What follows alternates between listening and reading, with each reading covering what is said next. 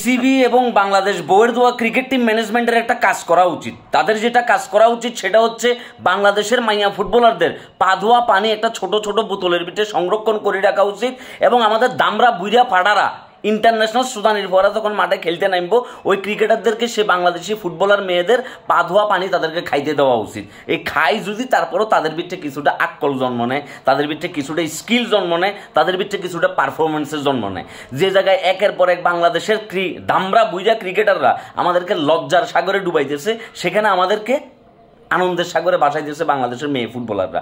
বিশ্বের অনেক নামি দামি মেয়ে ফুটবল টিমের মতো আঙ্গ মাইয়ারা যদি কি যথেষ্ট পরিমাণে সুযোগ সুবিধা আধুনিক ইকুইপমেন্ট পাইতো, আঙ্গ দেশের মাইয়ারা ফুটবলারে বহুদূর আগে যাইত। এই ব্যাপারে বিন্দুমাত্র কোনো সন্দেহ আমার ভিতর নাই।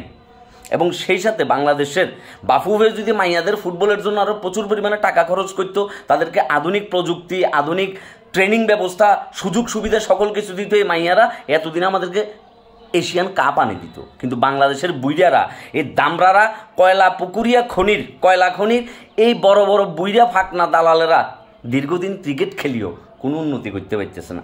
লিটন কুমার দাস থেকে শুরু করে মেহেদী হাসান মিরাজ, তাওহিদ হৃদয় কিংবা আপনি যার কথাই বলেন, তারা আগে যেমন ছিল এখনও তেমন আছে।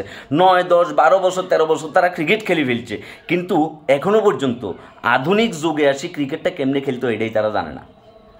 এই যে বাংলাদেশের ক্রিকেট ফ্যানরা পয়সা খরচ করি ক্রিকেট খেলা দেখে, স্টেডিয়ামে ক্রিকেট খেলা দেখতে যায়, নানান ভোগান্তির শিকার হয়, জিনিসপত্রের দাম বেশি, তার ভিতরে হতাশাজনক পারফরমেন্স, এই সব কিছু পুরাটাই লস।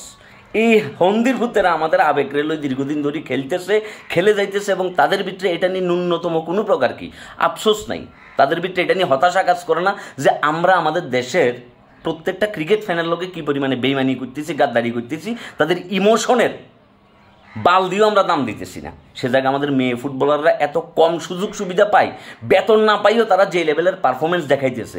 এই যে সাফ আন্ডার 20-25 চ্যাম্পিয়নশিপে বাংলাদেশের মাইয়ারা শ্রীলঙ্কারে 9 গোলে উড়াই দিছে। সে জায়গায় গতকালকে আঙ্গ দামরা ফাড়ারা 7 উইকেটে ম্যাচটা হারিয়ে গেছে। এবং আমাদের ব্যাটাররা যে জঘন্য লেভেলের ব্যাটিং করছে, বলাররা সেই জঘন্য লেভেলের পারফরমেন্স করছে, এটার পরও তাদের ভিতরে বিন্দুমাত্র কোনো আফসোস নাই। মেহেদী হাসান মিরাজের মতো সাপাবাজ আসি সংবাদ সম্মেলন আমার বলতেছে সমস্যা নাই, আমরা এই ম্যাচ থেকে শিক্ষা গ্রহণ করলাম, পরের ম্যাচে আমরা আমাদের ভুলগুলা শুধরে এবার কামব্যাক করবো। ঠিক 25টা বছর ধরেই তারা এবং তাদের পূর্বপুরুষরা, তাদের সিনিয়ররা আমাদেরকে এই গল্প শোনাইতে এই জায়গায় নিয়ে আসছে। সেই জন্য আমি বললাম এই যে মেয়ে ফুটবলারদের পা ধোয়া পানি বোতলে সংরক্ষণ করি, ম্যাচের আগে তাদেরকে পরিবেশন করা ছাড়া আর কোনো বিকল্প পন্থা দেখতেছি না। আর এছাড়া ক্রিকেট থেকে এদেরকে বহিষ্কার করি, এদেরকে কোনোটা জঙ্গলে কিংবা দ্বীপে নির্বাসনে পাঠাই দেন।